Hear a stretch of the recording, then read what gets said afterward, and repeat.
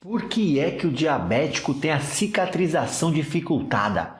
Por que é que o diabético não pode andar descalço, não pode usar sapato apertado? Por que que ele tem que inspecionar os pés todos os dias? Nessa aula nós vamos falar sobre a principal complicação microvascular do diabético. Você sabe que as complicações microvasculares você tem lá retinopatia, que nós já falamos aqui, temos lá a nefropatia, que falamos aqui também, mas a principal é a neuropatia diabética, que vamos discutir aqui nessa aula. Prezado, quando a gente pensa na neuropatia, neurônios, você pensa em sistema nervoso, mas aqui a gente vai falar do sistema nervoso, não o sistema nervoso central, mas principalmente do sistema nervoso periférico e sistema nervoso autonômico. Então, no sistema nervoso, nós temos as fibras motoras, ou também chamadas de eferentes. O que é fibra motora? Quando você quer executar um movimento, fibra motora. Muito bem. Nós temos as fibras sensitivas, então de sensibilidade, beleza? Então você sente ali as terminações nervosas sensitivas e temos as terminações nervosas autonômicas. Prezado, como é que funciona lá o trato digestório, trato geniturinário, a parte circulatória? Nós temos aí uma terminação nervosa, mas é uma terminação nervosa que a gente fala autonômica. E o diabético, quando você pensa lá, neuropatia diabético, claro que o diabetes cursa com altos níveis de glicemia. E aquela hiperglicemia crônica, a longo prazo, ela vai deteriorando os vasos sanguíneos, deteriorando a microvasculatura, a microcirculação. E aí, prezadinhos, com aquela lesão dos vasinhos pequenos que levam sangue e oxigênio e nutriente para as terminações nervosas, então você tem o quê? Uma deterioração das terminações nervosas. Sem contar que aquele excesso de glicose leva a uma oxidação, o que danifica ali as terminações nervosas. O excesso de glicose faz com que a glicose fique ali glicada na terminação nervosa, impedindo ali o que? O impulso elétrico de ser transmitido. Beleza? Então é lá, a microcirculação extremamente deteriorada, esse cara tem perda de terminação nervosa e morte da terminação nervosa. Sem contar, prezado, que claro, o diabético ele cursa com baixos níveis de insulina. O diabético tipo 1, ele não tem nada de insulina, zero a produção. O diabético tipo 2, ele tem a diminuição dos níveis de insulina.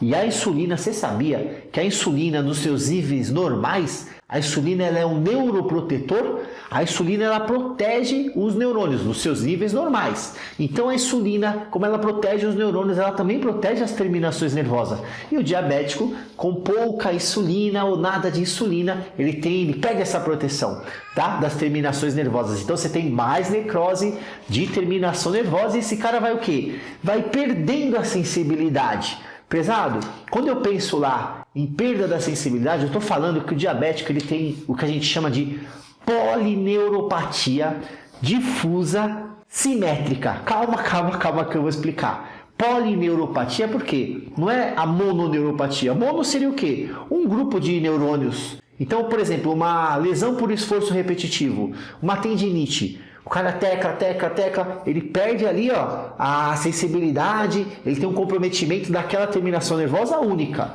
Mononeuropatia. Aqui não. O diabético ele tem a polineuropatia difusa, simétrica de um lado, de outro lado. Polineuropatia diabética periférica. A periférica é a principal. Prezado, pensou em neuropatia diabética? Primeira coisa que vem na gente é o quê? Membros inferiores, que são os mais acometidos. Neuropatia, membros inferiores, esse cara tem lá. Ele pode ter dor, então não é direto perder a sensibilidade. Ele pode ter dor, sensação de queimação, cãibras, sensação de parestesia, que é o formigamento, pode ter alodínia. Com essa alodínia, pouca gente sabe, hein? Alodínia é aquela sensação de sensibilidade extrema. fica muito sensível. O cara coloca um lençol na ponta do pé, ele já sente dor. Alodina, com essa terminologia, muito importante. Aí esse cara pode ter a perda da sensibilidade. Então você entendeu que não é direto a perda da sensibilidade? Ele pode percorrer por um longo trajeto até ter a perda da sensibilidade. A neuropatia, ela acontece de 5 a 7 anos depois que o cara tem o diabetes. Não é a curto prazo. Pelo contrário, essa é uma manifestação insidiosa, silenciosa. Belezation? Então, o diabético tipo 1, ele tem que fazer uma avaliação, um acompanhamento, e essa avaliação no diabético tipo 1 tem que ser o quê? Depois de 5 anos que ele desenvolveu o diabético, depois de 5 anos de diabetes, o diabético tipo 1 começa a fazer uma avaliação. Por quê? Porque o diabetes tipo 1, o diabetes tipo 1 ele surge subitamente. Mês passado ele não tinha. Poxa, agora ele tem diabetes tipo 1. Então a complicação dele vai ser quando? Dali a 5 a 7 anos. Então dali a 5 anos começa a se fazer a avaliação, que eu vou falar para você qual que é a avaliação. No diabetes tipo 2, é diferente o mecanismo, não vou discutir agora, mas no diabetes tipo 2 não dá para saber quanto tempo que ele está de doença.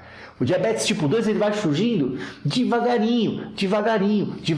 Então, o diabetes tipo 2, quando tem o diagnóstico, já tem que fazer a avaliação. Que avaliação que é? Já vou te falar. Mas, prezado, então para esse cara ter a perda da sensibilidade já é a longo prazo. E aí, quando ele tem a perda da sensibilidade, por isso que a gente pensa que ele não pode andar descalço. Já pensou? Vai machucar o pé, não sente um sapato apertado, aí fica o dia inteiro com aquele sapato apertado, quando vai ver à noite, tá lá com uma ferida. Tem que tomar cuidado com as unhas, tem que secar bem entre os dedos para evitar micose, nem aquelas meias que tem costuras, também tem que evitar. Então tem que ter todo o cuidado com o pé, olhar o pé todo dia, certo, pesadinho?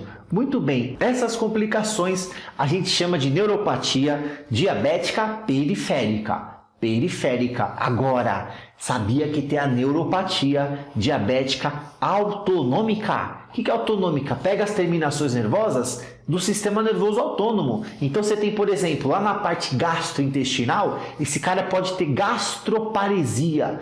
Então ele tem uma paresia lá gastrointestinal, náuseas, vômitos, diarreia ou constipação. Então você entendeu que a neuropatia diabética pega as terminações nervosas lá gastrointestinais, ele tem a gastroparesia. Na parte vascular também pode ser comprometida. A microcirculação ali vai gerar o que? Menos sangue, menos fluxo para a periferia. Prezado, isso altera a textura da pele. Então olha lá, a neuropatia diabética altera a microcirculação, menos sangue para a pele seca, altera ali as unhas desse indivíduo. Ele pode ter, devido a esse problema de microcirculação, hipotensão postural. O que é hipotensão postural? Na hora que ele senta, a pressão cai subitamente. Então, cuidado de enfermagem muito importante, verificar a pressão com o paciente em decúbito dorsal, depois verifica a pressão com o paciente sentado. Ele pode ter taquicardia de repouso.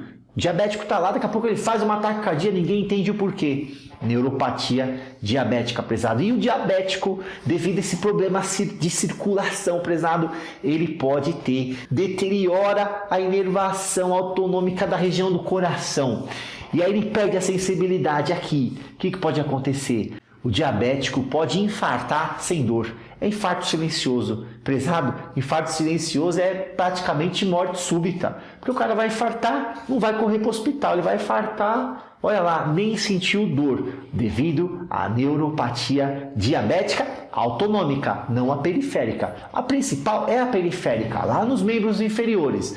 Por isso que a gente precisa fazer o quê? Rastrear essa doença. Rastrear, porque as manifestações no começo são silenciosas, é insidiosa. Tem que rastrear. E a avaliação principal que eu quero falar para você é a avaliação do monofilamento. A enfermagem tem que saber a avaliação do monofilamento, que é um teste de sensibilidade.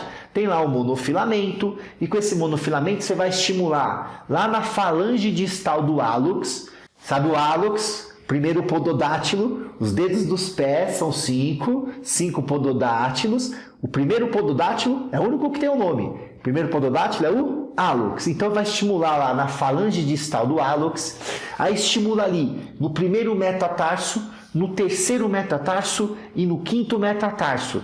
2 vezes, faz de novo, para ver se o paciente sente. Tá? Então ele está de olho fechado, a gente estimula, vou repetir, hálux, primeiro, terceiro e quinto metatarsos, 2 vezes para ver se o paciente sente. Beleza?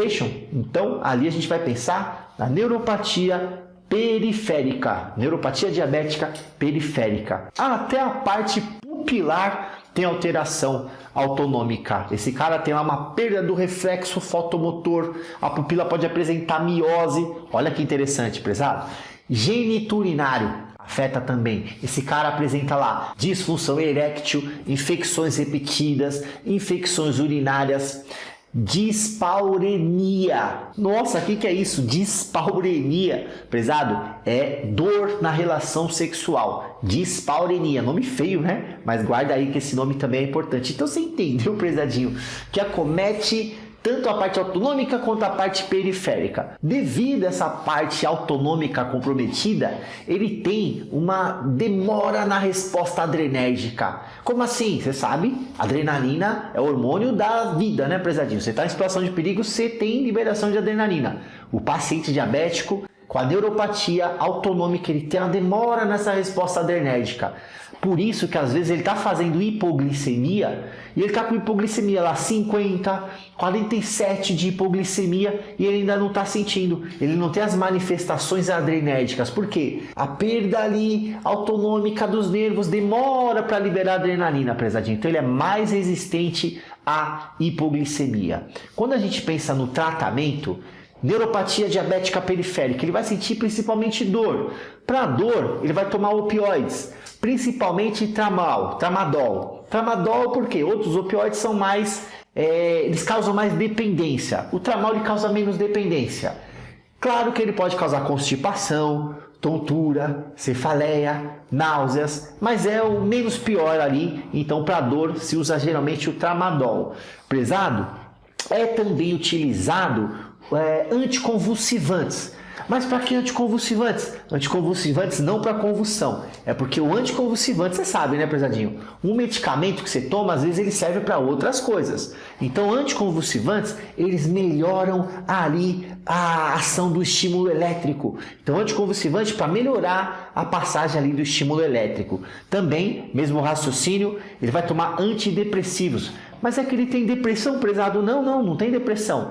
Mas os antidepressivos também melhoram ali na condução do estímulo elétrico e tem uma melhora ali dos sintomas lá da neuropatia periférica. O único medicamento que parece ali regenerar as terminações nervosas, olha lá, é o ácido lipoico. Ele é um antioxidante, dado lá na dose de 600 mg por dia. Ele é o único que... Ele é dado, só para você entender, ele começa a ser dado depois de 6 meses que o paciente começa a ter uma melhora da dor. Então acredita-se que ele faz realmente uma regeneração ali das terminações nervosas. Ácido lipoico, esse é novo, hein, prezadinho?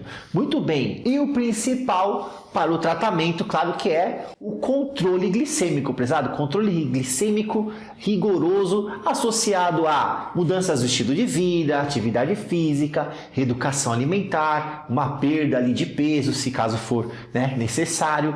Beleza, prezadinho? Em suma, essa é a principal complicação microvascular do paciente diabético.